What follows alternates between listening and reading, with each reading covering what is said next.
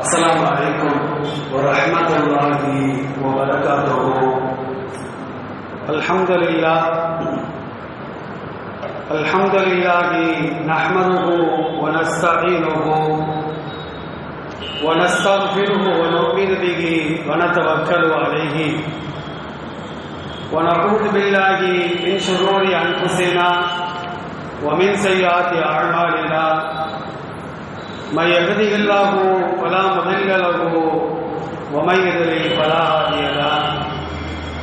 ونشهد أن لا إله إلا الله وحده لا شريك له ونشهد أن سيدنا محمدا عبده ورسوله. أما بعد، فقد قال الله تبارك وتعالى في محكم التنزيل والفرقان المجيد: أعوذ بالله من الشيطان الرجيم. إن الله وملائكته يصلون على النبي يا أيها الذين آمنوا صلوا عليه وسلموا تسليما. اللهم صل على محمد وعلى آل محمد كما صليت على إبراهيم وعلى آل إبراهيم إنك حميد مجيد. اللهم بارك على محمد وعلى آل محمد كما باركت على إبراهيم وعلى آل إبراهيم إنك حميد مجيد. கணியத்திற்குரிய எல்லாம் வல்ல அல்லாஹ்வின் நல்லடியார்களே, பாசத்திற்குரிய இஸ்லாமிய பெரியோர்களே, அல்லாஹ்வுடைய மாபெரும் கிருபையினால் ஹிஜ்ரி 1445 ஆண்டினுடைய இறுதி ஜும்மாவிலே நாம் எல்லாம் ஒன்று கொண்டிருக்கின்றோம். எல்லாம் அல்ல அல்லாஹ் ஜல்ல ஷானஹு தஆலா இந்த உலகில் நாம் வாழும் காலமெல்லாம் இறைவனாலும் இறைத்தூதர் முஹம்மது ஸல்லல்லாஹு அலைஹி வஸல்லம் அவர்களினாலும் கடமையாக்கப்பட்ட அனைத்து கடமைகளையும், குறிப்பாக ஐங்கால தொழுகைகளை அல்லாஹ் ஒருவனுக்காக நின்று நிலைநாட்டக்கூடிய நன்மக்களாக என்னையும் உங்களையும் நம் குடும்பத்தார்களையும் வருங்கால நம்முடைய சந்ததிகளையும் அல்லாஹ் ஆக்கி அருள் புரிவானாக. ஆமீன்.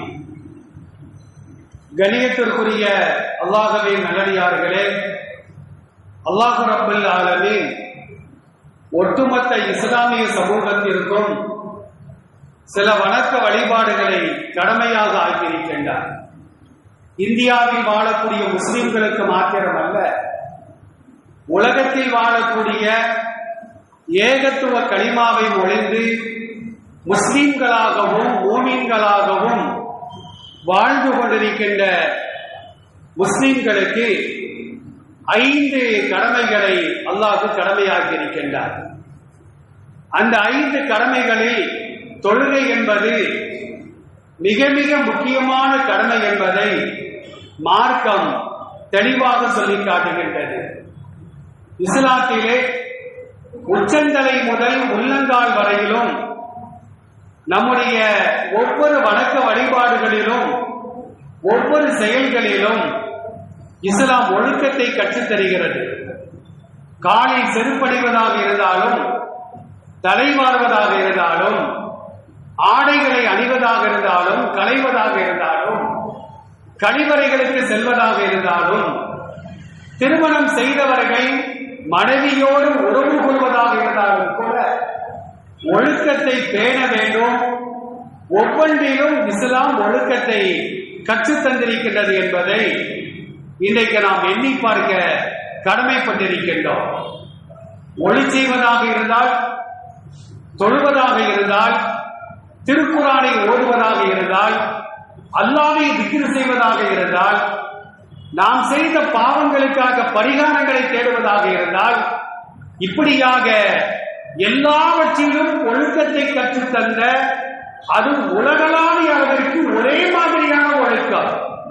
தமிழகத்தில் வாழக்கூடிய நாம் எவ்வாறு 5 தொழுகைகளை தொழுகின்றோமோ அதுபோன்றுதான் உலகத்தில் வாழக்கூடிய எல்லா முஸ்லிம்களும் தொழுவார்கள். இறையெல்லாம் திரு காபாவை கிபிலாவாக ஆக்கிக் கொண்டு, முன்னோக்கும் திசையாக ஆக்கிக் கொண்டு, உலகளாவிய முஸ்லிம்கள் அனைவரும் ஒரே திசையைத்தான் நாம் முன்னோக்கி கொண்டிருக்கின்றோம். இறந்தவர்களை அடக்கம் செய்வதாக இருந்தாலும் கூட இந்தியர்களுக்கு ஒரு சட்டம், சவுதிகளுக்கு ஒரு சட்டம் என்று நாட்டிற்கு நாடு, மொழிக்கு மொழி இஸ்லாமிய சட்டங்கள் மாறவே செய்யாது. குற்றவியல் தண்டனை சட்டங்களாக இருந்தாலும் கூட அனைத்து சமுதாய மக்களுக்கும், அனைத்து முஸ்லிம்களுக்கும் ஒரே மாதிரியாகத்தான் அல்லாஹ்வும் அல்லாஹ்வுடைய திருத்தூதர் முஹம்மது ஸல்லல்லாஹு அலைஹி வஸல்லம் அவர்களும் குற்றவியல் தண்டனை சட்டங்களை கூட ஒரே மாதிரி தான் நமக்கு வகுத்து தந்திருக்கிறார்கள்.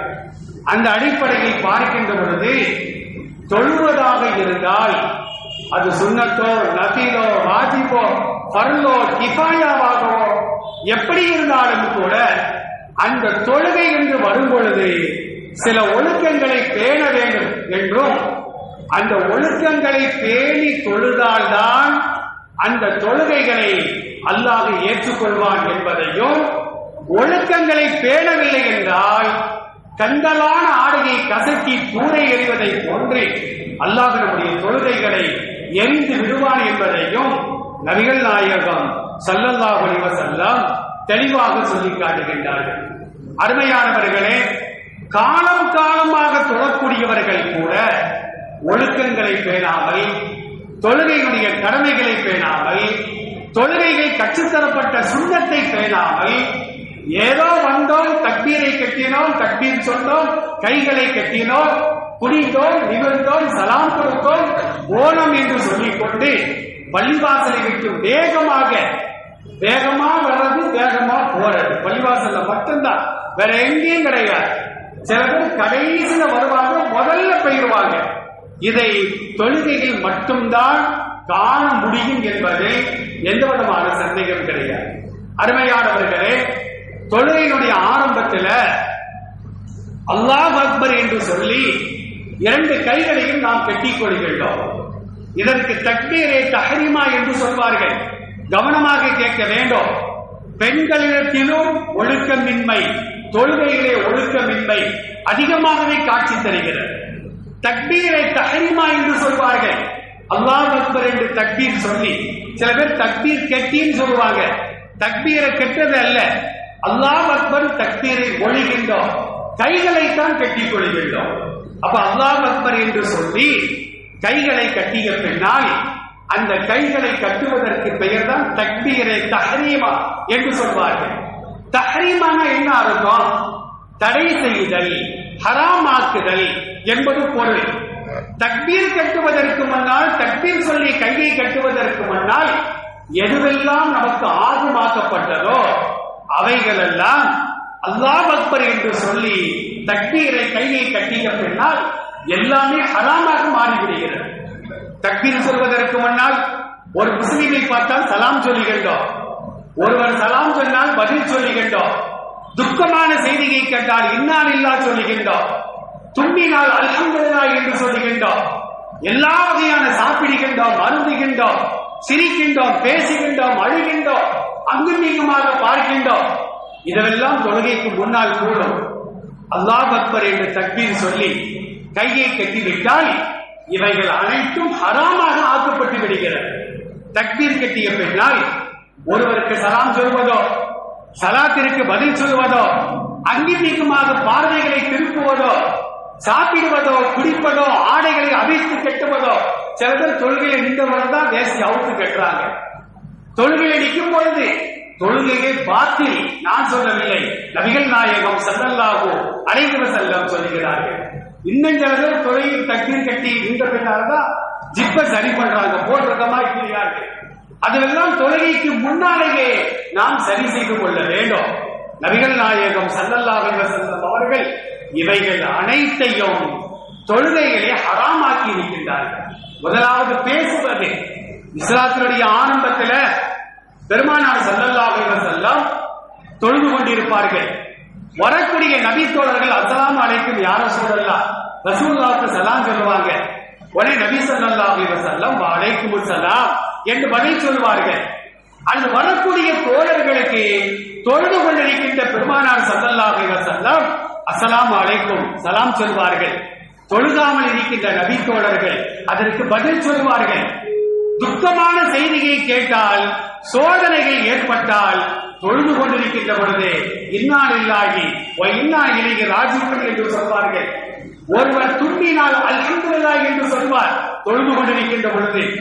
அருகாமையில் மற்றொரு சஹாபி யர்ஹமுக்கல்லாஹ் என்று சொல்வார், அவரும் தொழுது கொண்டிருப்பார். தும்பியவர் யஹ்னிகல்லாஹ் வ யுஸ்லிஹ் பாலக்கும் என்று அவர் பதில் சொல்வார்.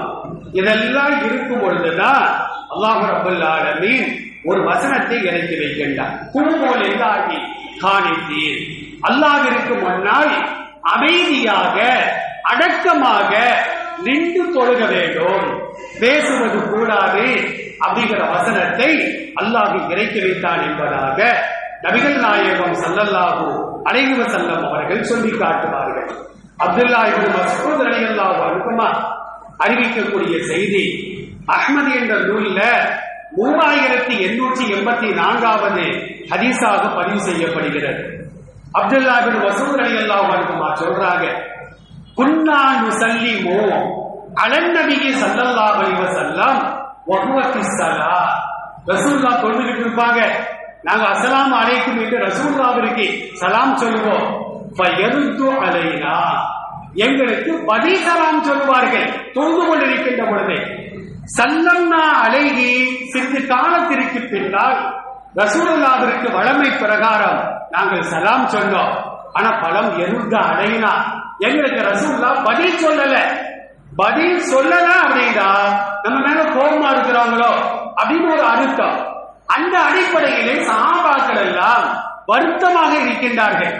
இப்ப ரசூலுல்லாஹ் தொழுது சலாம் கொடுத்த பின்னால எங்களை நோக்கி சொன்னார்கள், இன்ன ஃபிஸ்ஸலாத்தி ஷுகுலன், தொழுகை கண்டு சில அலுவல்கள் இருக்கிறது, அந்த அலுவல்களில் தான் ஈடுபட வேண்டுமே தவிர சலாம் சொல்வதோ, சலாத்திற்கு பதில் சொல்வதோ, கஷ்டங்கள் ஏற்பட்டால் இன்னா லில்லாஹ் சொல்வதோ, எந்த விதமான தொழுகைக்கு வெளியே செய்யக்கூடிய எந்த ஒரு காரியத்தையும் செய்வது கூடாது என்று நபி ஸல்லல்லாஹு அலைஹி வஸல்லம் பதில் கூறுகின்றார்கள்.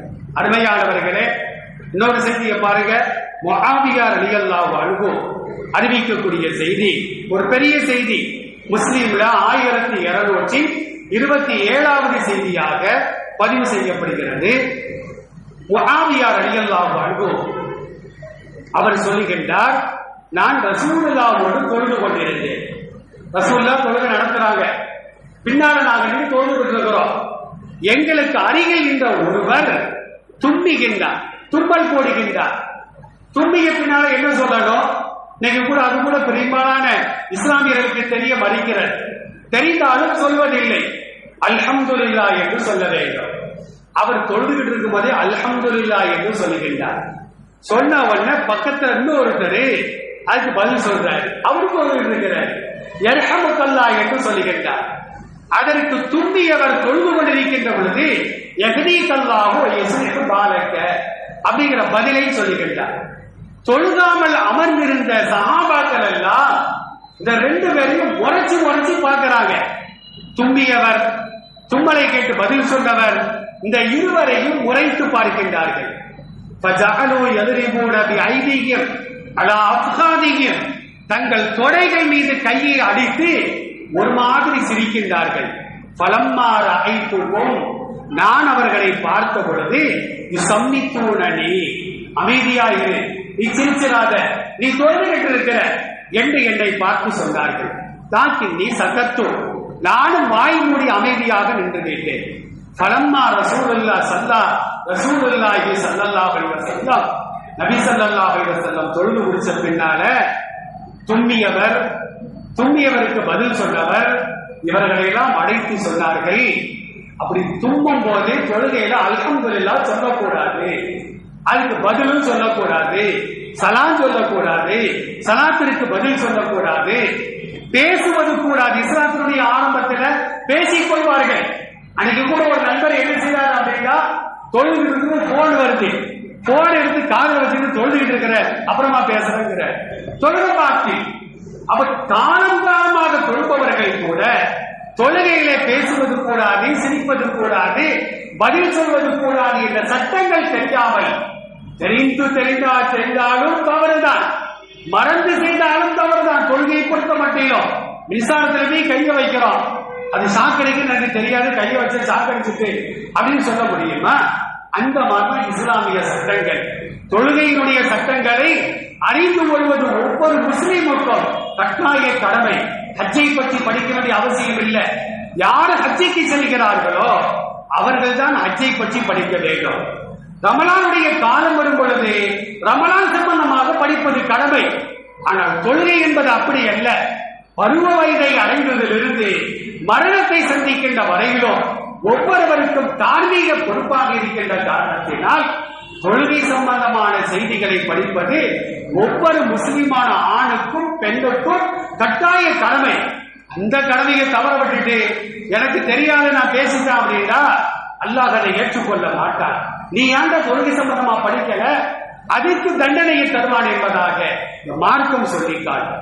அப்துல்லா இப்னு முஆவியா ரலியல்லாஹு அன்ஹு சொல்றாங்க, ரசூலுல்லாஹ் தும்பி விட்டு தும்மல் போட்டு விட்டு அல்ஹம்துலில்லாஹ் சொன்ன வரையும் கடிந்து கொள்ளவில்லை, பதில் சொன்ன வரையும் கடிந்து கொள்ளவில்லை.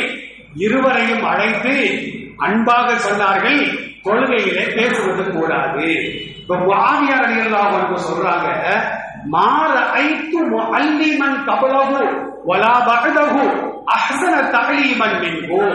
ரசூலுல்லாஹ்வை விட கல்வியை போதிக்கின்ற ஒரு ஆசிரியரை பெருமானாருக்கு முன்னாலும் நான் பார்த்ததில்லை, பெருமானாருக்கு பின்னாலும் நான் பார்த்ததில்லை. ஃபவல்லாஹி மா கஹரனி, என்னை அவர்கள் அதட்டவும் இல்லை, வமா லரபனி, என்னை பெருமானார் அடிக்கவும் இல்லை, வலா சத்தமணி, என்னை பெருமானார் திட்டவும் இல்லை. எவ்வளவு அன்பாக சொல்ல வேண்டுமோ அவ்வளவு அன்பாக சொன்னார்கள் என்று முஆவியா ரலியல்லாஹு அன்ஹு இந்த செய்தியை நமக்கு கற்றுத் தருகிறார்கள்.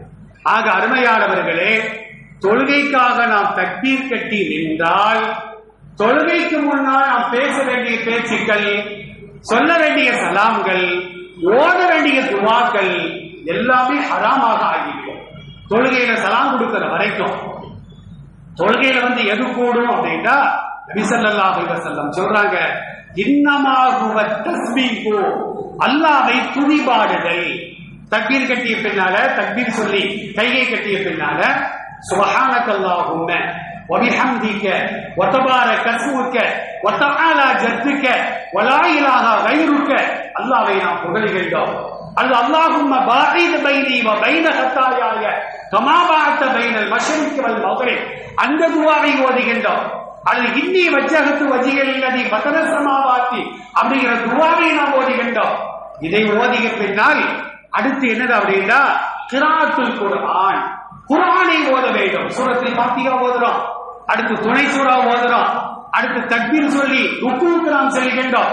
சமி அல்லாஹு லிமன் ஹமிதா என்று சொல்லி ருக்குவை வைத்து மேலே வருகின்றோம்.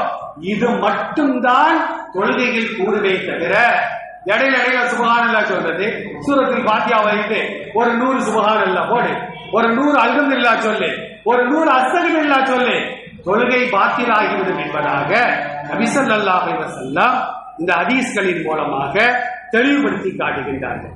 அருமையானவர்களே, மீறி ஒருவர் பேசினால், சலாம் சொன்னால், சலாத்திற்கு பதில் சொன்னால் அந்த தொழுகை அதோடு விட்டுவிட்டு திரும்ப நாம என்ன செய்யணும், மறுபடியும் தக்பீர் சொல்லி கையை கட்டி முழுமையாக தொழுக வேண்டும். ஒன்று. இரண்டாவது என்ன அப்படின்னா, தொழுகையில கடமையான செயல்களை ஒருவர் விட்டுவிட்டால் அந்த தொழுகை கூடாது. தொழுகையில கடமை என்னது? சூரத்துல் ஃபாத்திஹா ஓத வேண்டும். லா ஸலாத்த லிமன் லம் யக்ரா பி ஃபாத்திஹத்தில் கிதாப், யார் சூரத்துல் ஃபாத்திஹாவை ஓதவில்லையோ அவருக்கு தொழுகை பரிபூர்ணமாக ஆகாது. அது குறைவுள்ள தொழுகையாக, நிறைவான தொழுகையாக அது மாறவே செய்யாது. சூரத்துல் ஃபாத்திஹாவை கட்டாயம் ஓத வேண்டும். சூரத்துல் ஃபாத்திஹாவை ஒருவர் ஓதவில்லை என்றால், தவறாக ஓதுவாரையானால் அந்த தொழுகை ஏற்றுக்கொள்ளப்பட மாட்டார். ஒருத்தர் ருக்கு செய்யல, நேரம் சஜிதாவுக்கு போயிட்டார், தொழுகை கூடாது. 2 சஜிதா செய்யல அல்லது 2ல் 1 சஜிதா செய்யல, தொழுகை கூடாது. இதுவெல்லாம் கடமைகள். நீங்கள் ருக்கு செய்யுங்கள், சஜ்தா செய்யுங்கள், அல்லாஹ் திருமறையிலே சொல்லி காட்டுகின்றார். இவைகளெல்லாம் தொழுகைகள் கடமைகளாக இருக்கின்ற காரணத்தினால் இந்த கடமைகளில் ஏதாவது ஒன்றை விட்டாலும் கூட தொழுகை பாட்டில் அந்த தொழுகை திரும்ப அவர் தொழுக வேண்டும் என்று நபி ஸல்லல்லாஹு அலைஹி வஸல்லம் சொல்லுகின்றார்கள். இரண்டாவது என்ன அப்படின்னா, இந்த கடமைகளை செய்யும் பொழுது பறவைகள் கொத்துவதை கொண்டு கொத்துவது கூட. சில பேர் தக்பீர் கட்ட மாதிரி இருக்கும், 4 ரக்காத் தொழுது பைக் எடுத்துட்டு போய்கிட்டே இருப்பாங்க. 4 நிமிஷத்துல 4 ரக்காத் தொழுவதற்கெல்லாம் இஸ்லாமியர்கள் தயாராக இருக்கின்றார்கள். அந்த தொழுகைகளை அல்லாஹ் ஏற்றுக்கொள்ள மாட்டார். அபூ ஹுரைரா ரலியல்லாஹு அன்ஹு அறிவிக்கக்கூடிய செய்தி புகாரில் 6552வது ஹதீஸாக பதிவு செய்யப்படுகிறது. அபூ ஹுரைரா சொல்றாங்க, நாங்க ரசூலுல்லாஹோடு பேசிக் கொண்டிருந்தோம். மஸ்ஜித் நபவியில மார்க்க சம்பந்தமான அந்த பேச்சு நடைபெறுகிறது. ஒரு நபித்தோழர் வருகின்றார், ஒளி செய்கின்றார், ரசூலுல்லாஹ்வுக்கு சலாம் சொல்லுகின்றார், தொழுகின்றார். தொழுது முடிச்ச பின்னால ரசூலுல்லாஹ்க்கு சலாம் சொல்லிட்டு போகலாம் நினைக்கும் பொழுது அவரை அழைத்த ரசூலுல்லாஹ் சொன்னாங்க, சல்லி இன்னக லம் துஸல்லி, நீ திருப்படி தொழுகை, நீ தொழுது தொழுகை அல்ல என்று சொன்னார்கள். என்னடா அம்பா போயிட்டு அப்படின்னு சொல்லி மறுபடியும் தக்பீர் சொல்லி தக்பீர் கையை கட்டி கொண்டு தொழுகின்றார். மறுபடியும் ரசூலுல்லாஹ்க்கு சலாம் சொல்லிட்டு போகலாம் நினைக்கும் பொழுது ஃபஸல்லி இன்னக லம் துஸல்லி, நீ மறுபடியும் தொழுகை, நீ தொழுவது தொழுகை அல்ல என்று சொன்னார்கள். இப்படி 3 முறை திரும்ப திரும்ப தொழுக சொன்னாங்க. 3வது முறை தொழுதுவிட்டு ரசூலுல்லாஹ் அந்த சாபிட்ட சொல்லும் பொழுது அவர் கேட்கிறாரு, யார சொல்லலாம் அல்லிம், நீ யார சொல்லலாம், நான் எப்படித்தான் தொழுகணும், எனக்கு நீங்கள் கற்றுத்தாருங்கள். ரசூலுல்லாஹ் முதல் தடவைகளையே அவருக்கு கற்றுக் கொடுத்திருக்கலாம், ஆனால் அவருக்கு தண்டனை வழங்க வேண்டும் என்பதற்காக 3 முறை திரும்ப தொழுகை திரும்ப தொழுகை திரும்ப திரும்ப 3 முறை தண்டனை வழங்கிவிட்டு 4வது தடவையாக அவருக்கு ரசூலுல்லாஹ் கற்றுக் கொடுக்கிறார்கள். பாருங்கள், இதா குன்த இலஸ்ஸலாத்தி, தொழுகைக்காக நீ தயாராகிவிட்டால் ஃபஅஸ்பிஹில் உலூஅ, உலுவை நீ பரிபூரணமாக செய்ய வேண்டும். நீங்க நம்ம எத்தனை பேர் பரிபூரணமாக செய்கிறோம்? வாயை குப்பிடிக்கணும், அது சுன்னத்து. பல் தேய்க்க வேண்டும், அது சுன்னத்து. மூக்கை சுத்தப்படுத்த வேண்டும், அது சுன்னத்து. முகத்தை கழுகுவது பர்லே. முகத்தை நாம் எப்படி கழுக வேண்டும்? நெற்றியிலிருந்து தொண்டை வரையிலும் நீள வாக்கில, அகல வாக்கில் இந்த காதின் ஓரத்திலிருந்து மறுகாதின் ஓரம் வரையிலும் முகத்தை வட்டமாக நாம் கழுக வேண்டும். சில பேர் அள்ளி ஊத்திட்டு வந்துடுறாங்க, பக்கத்துல உள்ளவங்க குளிச்ச மாதிரி ஆகியிருந்து இவங்க அள்ளி ஊத்துறதை பார்த்தா அவங்க மேல தண்ணி தெரிக்குது. ரசூலுல்லாஹ் வன்மையாக கண்டித்தார்கள். அப்ப முகத்தை நாம என்ன செய்யலாம்? நிதானமாக கழுக வேண்டும்.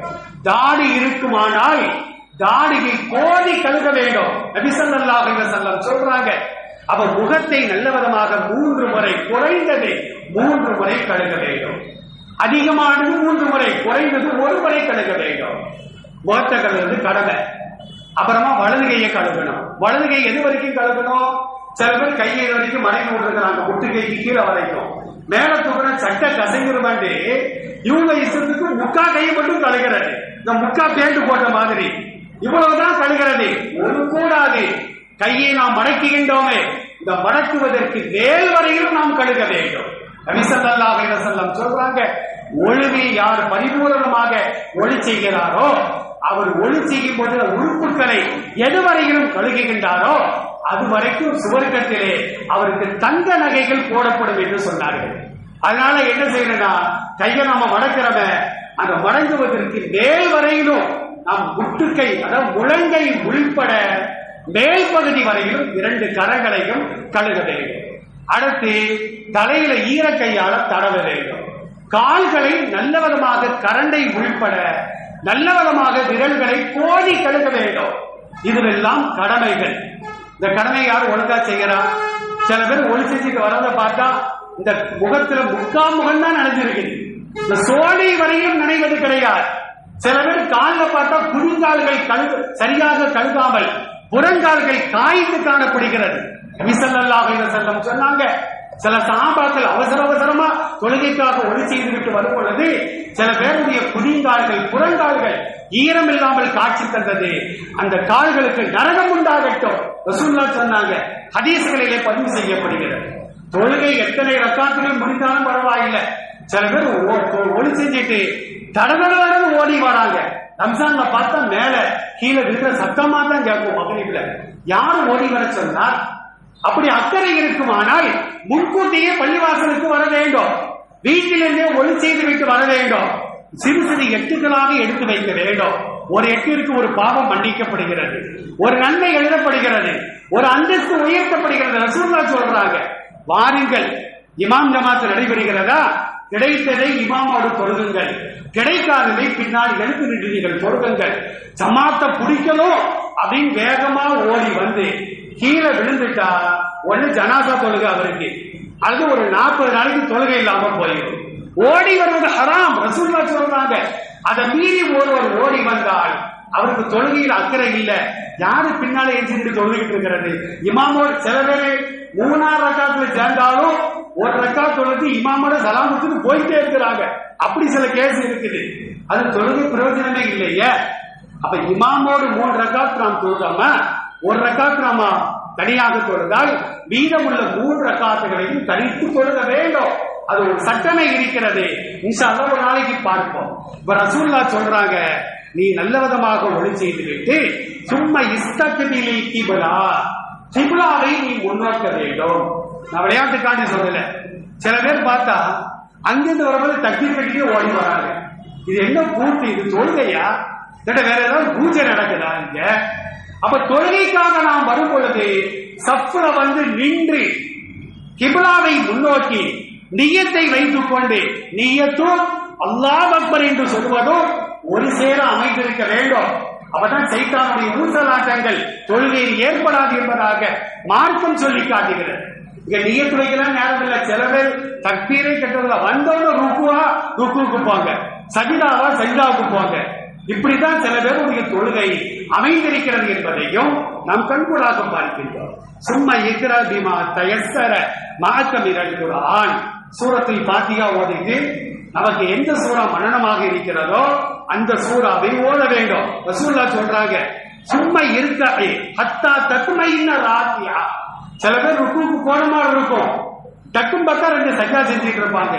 ருக்குவுக்கு நாம் சென்றால் குறைந்தது 3 தடவையாவது சுப்ஹான ரப்பியல் அஸீம் அப்படிங்கிற தஸ்பீகை நிதானமாக சொல்ல வேண்டும்.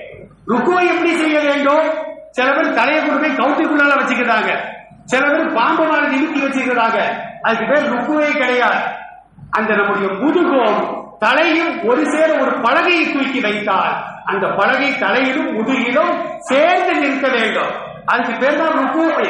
3 முறை தஸ்பீக் ஓத வேண்டும். ரசூலுல்லாஹ் மறுபடியும் சொன்னாங்க, சும்மா இர்ஃபஅ ஹத்தா தஸ்தவிய காயிமா சமி அல்லாஹு லிமன் ஹமிதா என்று சொல்லி நீ நேராக நிற்க வேண்டும். ரப்பனா லக்கல் ஹம்து அப்படிங்கிற தஸ்பீகை நீ ஓத வேண்டும். ஸல்லல்லாஹு அலைஹி வஸல்லம் இமாமத்து பண்ணிட்டு இருந்தாங்க. ஒரு சஹாபி பின்னால நின்று ரப்பனா லக்கல் ஹம்து ஹம்தன் கஸீரன் தய்யிபன் முபாரக்கன் ஃபீஹி அப்படிங்கிற தஸ்பீகை ஓதுகின்றார். தொழுது முடிச்சவன ரசூலுல்லாஹ் கேட்டாங்க, அந்த தஸ்பீகை சொன்னது யாரு அப்படின்னு கேட்டவன சஹாபாக்கள் அமைதியா இருக்கிறாங்க. அப்பதான் நபி ஸல்லல்லாஹு அலைஹி வஸல்லம் சொன்னாங்களா, அந்த தஸ்பீகால் ஏற்பட்ட நன்மைகளை வானத்திற்கு சுமந்து செல்வதற்காக 30 மடங்குகள் போட்டி போடுகிறார்கள் என்று சொன்னார்கள். நம்ம ரப்பனா லக்கல் ஹம்தே சொல்றது இல்லையே, நிமிந்த மாதிரி இருக்கும். அதை கூட ஒரு நண்பர் கேட்கிறார், அதற்கு எனக்கு வெளியூர், எங்க ஊர்ல எல்லாம் இந்த இமாம்கள் போற ஸ்பீட பார்த்தா நமக்கு ஈடு கொடுக்கவே முடியல, நீங்க ரொம்ப நிதானமா தொழு வைக்கீங்கள, இப்படிதான் தொழுகணுமா அல்லது எங்க ஊர்ல ஸ்பீடா போற மாதிரி தொழுகணுமான்னு கேட்டார். அதுக்கு ஆதாரமே கிடையாது, எந்த ஊரும் கேட்ட சொல்லவே மாட்டேங்கிற. அப்ப நிதானமாக தொழுகை நடத்த வேண்டும், நிதானமாக பின்னால் உள்ளவர்களும் தொழுக வேண்டும். அப்படி தொழுதால்தான் அல்லாஹ் ஏற்றுக்கொள்ளும். ரசூலுல்லாஹ் சொல்றாங்க, பின்படி சஜிதா செய்ய வேண்டும். 7 உறுப்புகள் மட்டும்தான் தரையில் பட வேண்டும். நெற்றி, 2 உள்ளங்கை, 2 முட்டுக்கால், 2 காலுடைய விரல்கள், நுனிகள் பட வேண்டும். இந்த 7 உறுப்புகள் மூக்கு பட்டாலும் பரவாயில்ல, படாட்டிலும் பரவாயில்ல. இந்த 7 உறுப்புகளில் சில பேர் என்ன செய்யறாங்கன்னா சஜிதா செய்யப்பட்டு காலை தூக்கிக்கிறாங்க, தரையை விட்டு தூக்கி கொள்கிறார்கள். அதுக்கு பேர் சஜிதாவை அல்ல, அந்த தொழுகை அல்லாஹ் ஏற்றுக்கொள்ள மாட்டான் என்று நபி ஸல்லல்லாஹு அலைஹி வஸல்லம் நமக்கு தெளிவாக சொல்லி காட்டுகின்றார்கள். அருமையானவர்களே, இன்னொரு செய்தி என்ன அப்படின்னா, இந்த இமாமை பின்தொடர்ந்து நான் தொழுகிறேன் அப்படின்னு நம்ம நியத்து வைக்கிறோம். என்னை மாத்திரம் அல்ல, எந்த பள்ளிக்கு சென்றாலும் கூட இந்த இமாமை பின்தொடர்ந்து நான் தொழுகிறேன் அப்படின்னு நம்ம நியத்து வைக்கிறோம். அப்ப எனக்கு என்ன அர்த்தம்? இமாம தக்பீர் சொல்லி தக்பீர் கட்டினால், கையை கட்டினால், உடனடியாக நாமும் தக்பீரை சொல்லி கையை கட்டிக் கொள்ள வேண்டும். சில பேரை பார்த்தா துணை இமாம் தொழுகை நடக்கும் பொழுது நான் மக்களா நிற்கும் போதுதான் பார்க்கிறேன், அவர் சூரத்தை பாத்தியா ஓடி பிடிச்ச பிறகுதான் சில பேர் தக்பீரை சொல்லி கையை கட்டுறாங்க. அவர் சஜிதாவுக்கு போகும்போதுதான் சில பேர் ருக்குவுக்கே போறாங்க. அவர் சஜிதாவா முடிச்சுட்டு மேல வந்த பிறகுதான் சஜிதாவுக்கே போறாங்க. இது தொழுகையே அல்ல, இமாமை பின்பற்றுவதே அல்ல. நாம சூரத்தில் பாத்தியா ஓடிட்டு இருக்கிறோமா, இமாம் ருக்குவுக்கு போயிட்டாங்களா, நம்ம சூரத்தில் பாத்தியாவா நிப்பாட்டிடணும். நிப்பாட்டிட்டு அவரோடு சென்று ருக்குவுக்கு நாம் செல்ல வேண்டும். ருக்குவிலிருந்து நாம் சுபஹான ரப்பியல் அலீம் சொல்லலையா, அவர் சமியல்லாஹு லிமன் ஹமிதா சொல்லிட்டாரா, நாம தலையை உயர்த்தி விட வேண்டும். இமாமை பின்பற்றி தொழுகும் பொழுது அல் இமாம் லாமி, இமாம் தான் ஜாமி, அவர் தான் எல்லாவற்றிற்கும் பொறுப்புதாரி. நாம பின்னால தஸ்மீகளை ஓதணும், அத்தகையாக்க ஓதணும். இது தவிர மற்ற எதையும் ஓடுவது கூடாது என்பதையும் நபிகள் நாயகம் ஸல்லல்லாஹு அலைஹி வஸல்லம் சொல்றாங்க. அடுத்து ஒரு முக்கியமான செய்தி, நம்ம 5 நேர தொழுகைகளையும் செல்போன் ஆப்பாக்குங்க சொல்லிக்கிட்டே தான் இருக்கிறோம். காதலையும் விழத்தான் செய்யுது. முந்தா நாள் தக்பீர் கட்டியிருக்கிற இஷாவுல 4 ரகாத்துல 4 நிபா எப்படிதான் உள்ள வந்தாருன்னே தெரியல. அவர் பாட்டு படிச்சுக்கிட்டே இருக்கிறார். ஏன் செல்போன் ஆப்பாக்க கூடாதா? அந்த நண்பர்கள் என்ன நினைக்கிறாங்க, ஆப்பாக்கனா நம்ம தொழுக பாத்திரா தேர்ந்த, ஆப்பாக்கனா எல்லாத்துக்கும் தொழுக பாத்திரா போவோங்க. பொது நலத்தை பார்க்க வேண்டும், சுயநலத்தை பார்ப்பது கூடாது. சின்ன சின்ன செயல்களை மார்க்கத்தில் செய்வதற்கு தொழுகையை அனுமதி இருக்கிறது. தொழுது கொண்டிருக்கின்ற ஒரு தேள் வருது, லேசா பேசாம தேள் அடிச்சிடலாம். தொழுகையிலேயே மார்க்கம் கூடும். தேள்கள் கத்திரக்கூடாது. பேசிவிட்டால் தொழுகை பாத்திரா போயிடும். ஒரு பெண்மணி தொழுகிட்டு இருக்கிறாங்க வீட்டுல, கணவர் வருகின்றார், கதவை கட்டுகின்றார். கோபக்கார கணவர் கதவை திறக்கலன்னா உடைச்சிருவாரு. இப்ப அந்த அம்மா தொழுகையிலே மெதுவா சின்ன சின்ன எட்டா எடுத்து வைத்து கதவை திறந்து விட்டு அப்படியே தொழுகையில் நின்று கொள்ளலாம். மார்க்கத்தில் அனுமதி இருக்கிறது. கை குழந்தைகள் அழுது கொண்டு இருக்கிறது, கீழே போட்டு அழுகுது, இடுப்புல வச்சுக்கிட்டே நம்ம தொழுகலாம். நபி ஸல்லல்லாஹு அலைஹி வஸல்லம் தன்னுடைய பேத்தி ஸைனப் ரலியல்லாஹு அன்ஹா அவர்களின் மகள் உமாமாவை சுமந்து கொண்டே தொழுதிருக்கிறார்கள். சஜிதாவிற்கு செய்யும் போது கீழே இறக்கி வைத்து விடுவார்கள். அப்ப சின்ன சின்ன அமல்கள் எல்லாம் தொழுகையில் தாராளமாக போடும். தயவு செய்து சொல்ற, மறதி எல்லாத்திற்கும் உண்டு. தொழுகையில செல்போன் சினிகினால் கீழே இருந்தாலும் பாக்கெட்ல இருந்தாலும் தயவு செய்து அதை ஆஃபாக்கி விடுங்கள். இல்லை என்றால் தொழுகை நடத்துகின்ற எங்களுக்கு முதல் ரக்காத்தா 2வது ரக்காத்தா சூறாவோ ஓதனமா இல்லையா, 2வது செஞ்சாவா 3வது செஞ்சாவா ஒன்னும் தெரிய மாட்டேங்குது. எல்லாத்துக்கும் விடைகள். தயவு செய்து அந்த சாபத்திற்கு ஆளாக வேண்டாம் என்பதை இந்த நேரத்தில் நான் கேட்டுக்கொள்கின்றேன். தொழுகை சம்பந்தமாக இன்னும் ஏராளமான சட்டங்கள் இன்ஷா அல்லாஹ் வரக்கூடிய வாரங்களில் பார்த்துக் கொள்வோம். எல்லாம் அல்ல இறைவன் நாம் எதை பேசினோமோ எதை கேட்டோமோ அதை நம்முடைய வாழ்க்கையில் கொண்டு வந்து நம்முடைய குடும்பத்தாருக்கும் பள்ளிக்கு வராத நண்பர்களுக்கும் எடுத்து சொல்லக்கூடிய தாயிகளாக நம் அனைவரையும் அல்லாஹ் ஆக்கியல் புரிவானாக. அஸ்ஸலாமு அலைக்கும் வரஹ்மத்துல்லாஹ்.